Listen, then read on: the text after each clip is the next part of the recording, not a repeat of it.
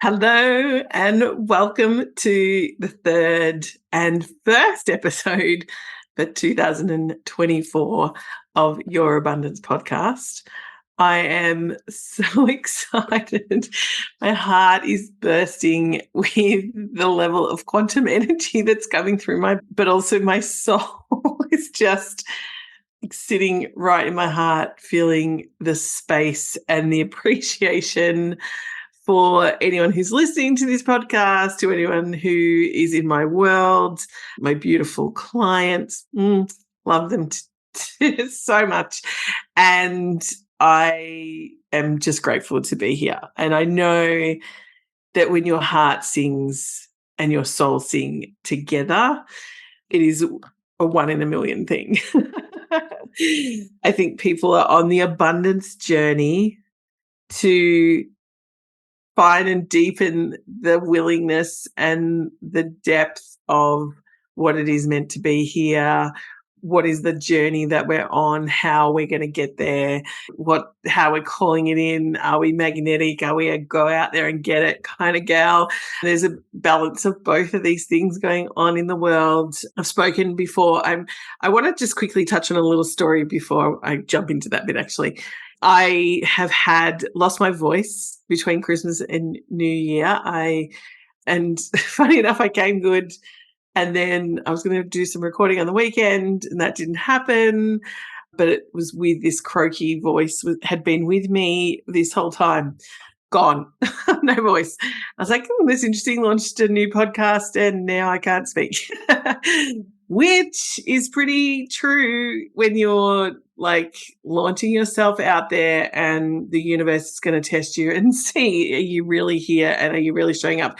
But are you expanded enough to really show up for how the universe wants you to show up? Which is part of this whole abundance journey. And I want to talk about today the desire to become your highest calling here on the planet, here as a soul embodied in this humanness.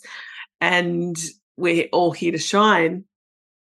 And I'm truly a believer of that we're all here to shine.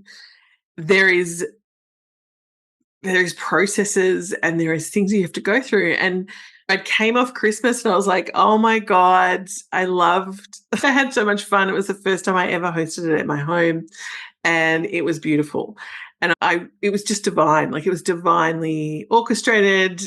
Just all came together beautifully. All the food looked amazing. And I have this nuance in my authentic code, which is around beauty and around feeling good. And I have a joy code that's like through the roof and that I love not only being a positive person, but I'm also a realistic person. So I learnt over my lifetime of years of how to balance that out and use it in a way that serves me and the planet, obviously, and the universe in multiple dimensions, because that's how I am as a person. And I came off Christmas and it was just divine. Like I just had the best day. The food, everybody it just was beautiful. And if you didn't see the reel, you can go back into my Instagram feed. You'll see a reel of all the beautiful food and everything and how it all panned out. And I ended up being sick 2 or 3 days later with a throat thing, lost my voice all right through New Year. Now, the New Year energy this year from 23 to 24 was so about cleaning up your energy. And it made complete sense to me that I lost my voice, but it also made complete sense that through that transition from last year into this year, it was huge.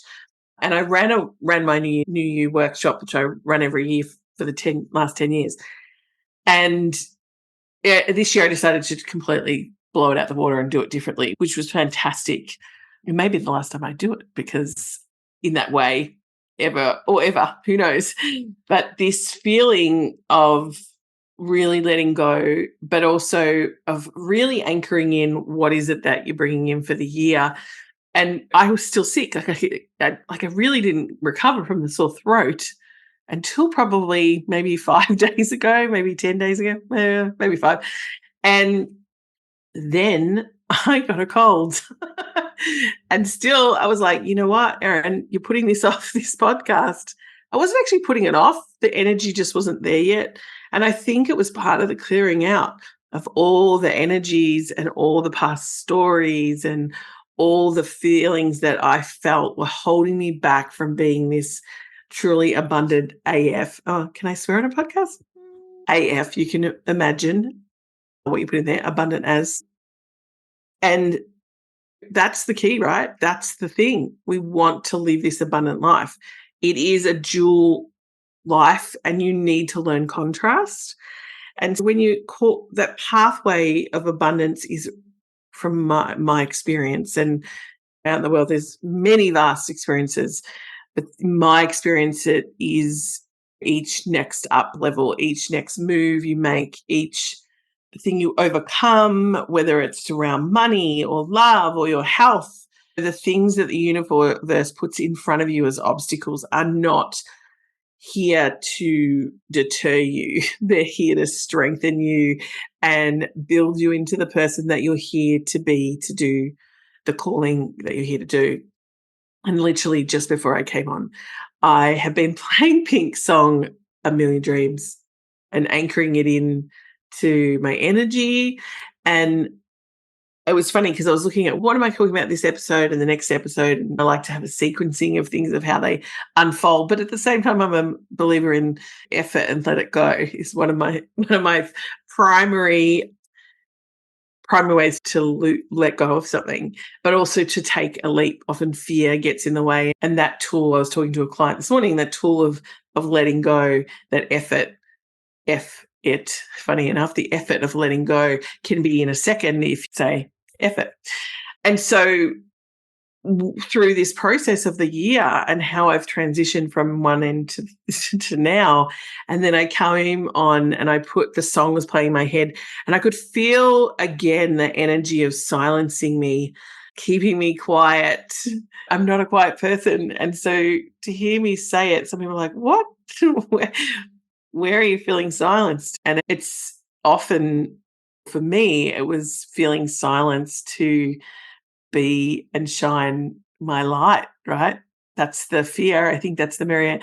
It's not, I know it's the Marianne Williamson quote. It's not that we fear our deepest, scary things, we fear our magnificence. And this podcast, as I came on to, I could feel myself, hey, I'm going to record it today, had clients this morning.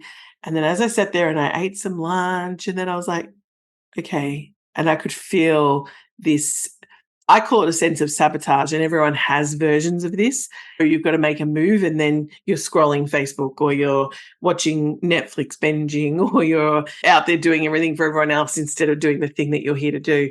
And so I really wanted to just, I lent into the fact that, all right, I'm here, let's do this. So I started to, and I cleanse the energy because that silencing energy is in the consciousness of the world, especially for women, especially for parts of us who are sitting in an energy of, do I speak? Don't I say anything? If I say something, will I be ostracized? Will I be cancelled? Will I putting yourself out in the world and projecting yourself out there is a big thing. And so this dance of abundance with this calling and your highest potential, which is what I work with. That's what I work with all the time, people's highest potentials in whatever area of life it is for them. But I work in it particularly for women who want to light up other people. They're here to light up. So my version is lighting up the people, the women who want to light up other people. I learned as an empath early on that not all clients are for me anymore. And my unapologeticness around that is that I choose to work with who I want to work with because I love being lit up. And that's part of my abundance of bringing that code of joy and bringing that code of beauty within myself. And really navigating the decision making and making my life really about me. And I started that journey, the about me journey, when I decided to be a solo mum. Like I had to jump, like I didn't jump on, I didn't have to jump. I did actually, I did have to make a big decision. Like the days that I made the decision to become a solo mum, I was doing really well in my business. I was $2,000, I think, off hitting six figures and I was in my third year. And back then, we're talking 7 or 8 years ago, the internet wasn't doing what it does now. Like everyone wasn't podcasting, everybody wasn't, there was Facebook and Instagram was there. It wasn't something that had multiple influences on doing things, and it wasn't as expanded as it is now. And so back then it was more about, I was working towards more of a bricks and mortar business, and how the universe unfolded that for me was deciding to have a child on my own. I'd had various goes at relationships, and I loved being with the people I was with, but at the same time it didn't work out. And for me, I was getting to that age of I need to make a choice. And often that's what happens. My target audience a lot of the time is women in their around 40-ish, in their 40s and moving into 50s, where you actually start to get to choose more of who you are, more of what you want, more of what you want to go, and then navigate that dance with the universe, because it is about co-creating. And that dance for me back then, making a decision, it was a huge thing to go out to the world and say, hey, I'm going to have a baby on my own. And then doing rounds of IVF and it failing, and then doing and learning that wasn't my path. IVF was really interesting, even though I it is a component of how my daughter came into the world. The pathway of just doing IVF to using my own eggs and a donor sperm, that didn't work out for me. And it was so devastating all the time. And I knew it was against my code of like freedom and joy and authenticity and truth. And I wanted to, or I've always been someone who's positive, but for me, I can find the positive and the negative really quickly. I can find the nuance in anything. But at the same time, it was about how I felt as a person and the joy I wanted to feel, not having anything external make me feel that way. And I think the universe taught me that was the steps into really true abundance for me, was learning that I create the feeling of joy, I create the feeling of abundance, I create the happiness within me. Nothing outside of me will give me that. Nothing. And it was one of the deepest and darkest journeys of my life, and I've had a few. Deciding I'm not going to do IVF anymore, and deciding that I'm no longer going to be the person who actually is. I said I'm going to do this, and then all of a sudden I'm saying to the universe, or I didn't say the universe, but everyone around me, I'm not going to do this. But nobody knew that in my conversation, in my prayers, in my conversation to the universe, it was complete surrender of, I know this way is not the way. I also know I've tried all these ways to get the results that I'm looking for, whether it was in connection with someone, in a relationship. At the time, I was single and had been for a very long time, and I had done everything to do non-single. And then I thought, maybe I'll do it myself. And that didn't go to plan. And so I decided, let's play in the quantum energy and let's see what happens. And there is a process that I love that I learned a long time ago, where and I think this is one of the best ways to manifest anything, because it's so joyful and surprising. And you get to be like, oh my God, I would never have thought of that. And so the universe is always where this is not, at the time I didn't want to be single, and I knew I wanted to be happy.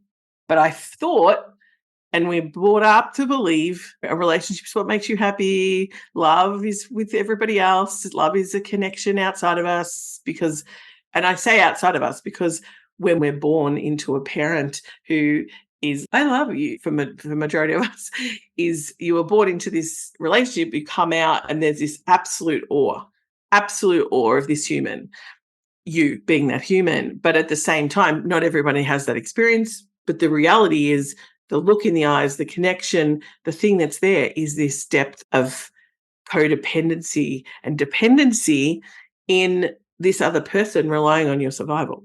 So our job as we get older is undoing a lot of that stuff that we learn, and our survival modes and all those kind of things.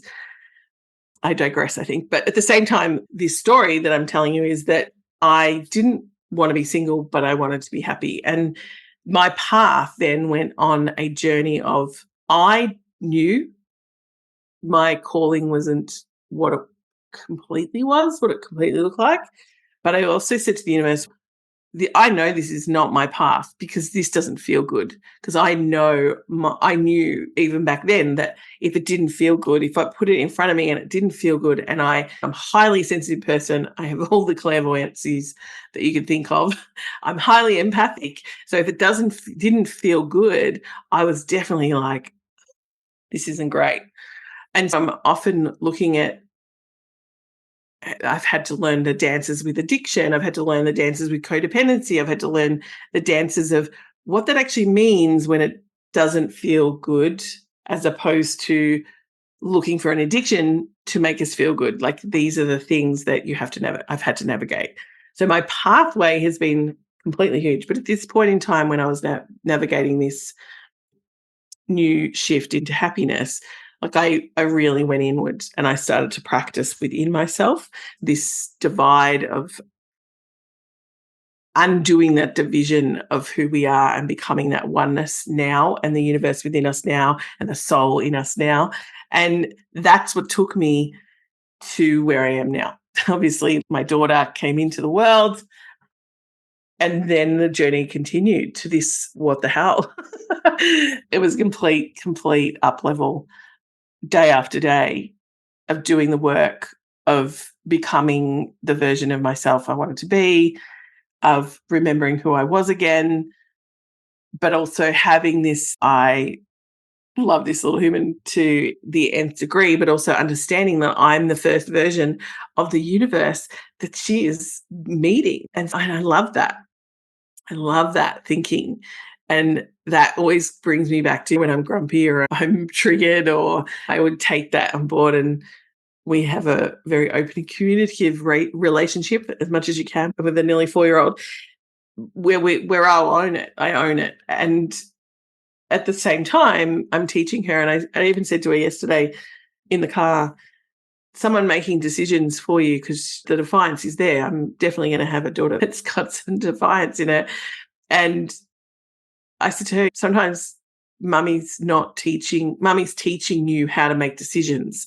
I'm not always making the decision for you. I'm making the decision with you. And I want you to understand that. And that's how I work with my clients as well. We're making the decision with each other. That's the energy. You become more of an interdependent relationship rather than a codependent relationship, which is often you're making decisions because of someone else. And there's a lot more compromise and there's a lot of mess in there. Whereas when you're actually in an interdependent relationship, it's something that happens together, right? We're calling it in together. And so the highest potential is every single day that we feel it. I don't know if it's a never ending limitless thing, this highest potential. So we're always going to be reaching for more. There's always more abundance. There's always more to have within inside of you, as well as what then is the physical manifestation that turns up in your life. And when I was doing this work prior to having my daughter, I was really focusing on joy at the time and happy within myself. And so I would often sit, and even when I talk about it, it makes me laugh, but I often sit for hours just embodying that energy of that. And the day they called me to offer me, I was on a wait list for embryos. And the month before they called me, I was like, oh, I'm on that list. Should I stay on that list? And I was like, who knows what's going to happen? Leave that one to the universe. And then there was a part of me that went, okay. And then eventually I got this call, and they said to me, oh, hi, Erin, how you going? We're just ringing to let you know we've got 2 embryos for you. And the interesting part about that was that the feeling in my body when they said it was exactly the feeling that I've been practicing.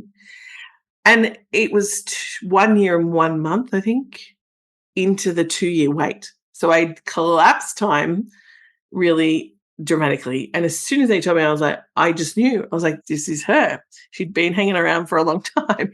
And in the soul spirit world, to nudging me along, because that's what non-born children often do.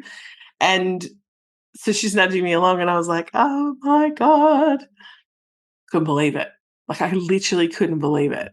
I couldn't believe that, one, that this thing that I'd been practicing worked, because that we can get in, and I'll talk to that at another point. We can get into this testing the universe for the manifestations. And this wasn't that. This was just like, all right, you want to give it a go? I'm going to give it a go. Like, I'm all in here. Let's do it. And yeah, I did it. And then they rang and offered me the embryos. And I just was like, oh my God. And I hung up the phone and I said to the universe, are you kidding? I could not have come up with that. Being single I didn't know what it was. I just knew I was going to be happy. And they were like, you've got 2 embryos and therefore you're no longer going to be single. There was still this whole, it had to work. You had to take, the pregnancies had to take. There was all these things. But there was something in me that just knew this was it. That was it. And the moments when I was, I think I was only about 3 weeks pregnant and I'd stopped drinking tea and they were about to do the first test because when you go through, it was still through the IVF program, but you're not actually doing IVF. You still do hormones and they do all these tests at certain points. And I was like, man, I don't want to drink coffee. I don't want to do this. I was like, yeah, this is on. And then I got sick, and at 16 weeks, I was really sick. And I was like thinking, what the hell have I done?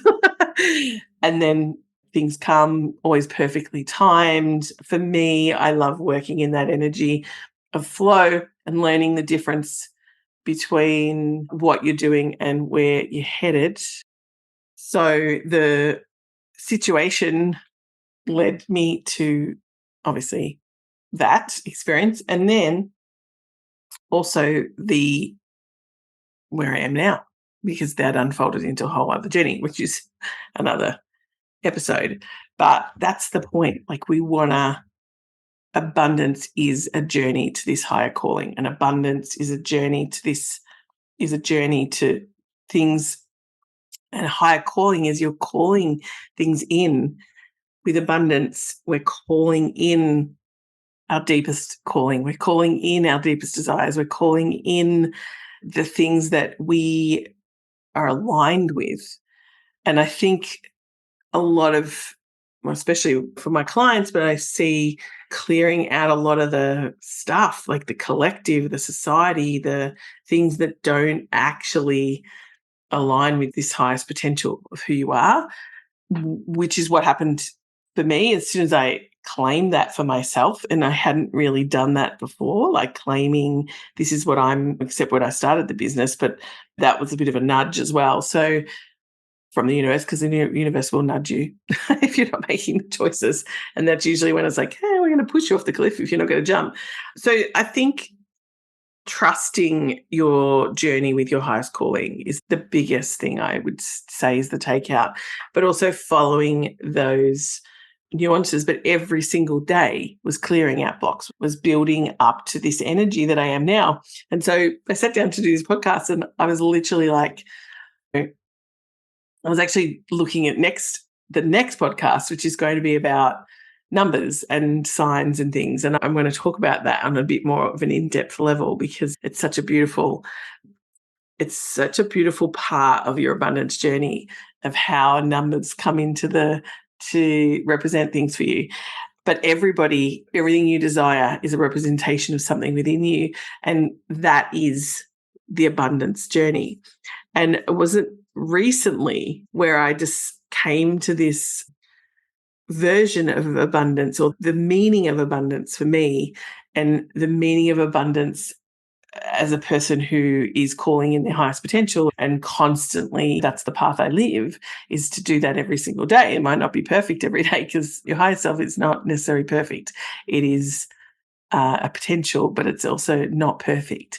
But the version of you, so abundance is the perfect amount of the universe and the perfect amount of you in any given moment that you have, and the abundance feeling, the abundance lifestyle, the abundance shifts and the movement towards this full abundant self, which is an unlimited place. It's about learning to dance with, I did that now, and what am I going to do next? And letting go of things that no longer serve you and recalling in the things that do. And there's this constant dance in this energy of the past, the present, and the future, and back to the present. There's a dance with the ebb and the flow, and meeting those inflection points where you're standing in the ocean and the energy's pulling both ways because it's the flow and the ebb at the same time. They're the moments to navigate the most. Like they're the moments to be like, yeah, I want to tap into this energy of the inflection, which is that moment before the ocean starts to recede and the new wave starts to come in. And that inflection point in any given point in time is usually the place of the most abundant feeling because you're doing the duality exactly at the same time, exactly together. So it's really powerful. And so I want to leave that with you. Think about, where are you the most version of you and the most version of the universe at the same time? And it is a beautiful practice to learn that dance of co-creation, interdependence, the beauty of the universe within us, the beauty of the divine, and then calling in from that place is an abundant state. And so I wish you, after this episode, a lot more joy, happiness, and really following the highest potential, like looking at the highest potential as your vision and then calling it into your heart, into your soul. And I will speak to you in the next episode. Here's to your abundance. I love you and have a great day.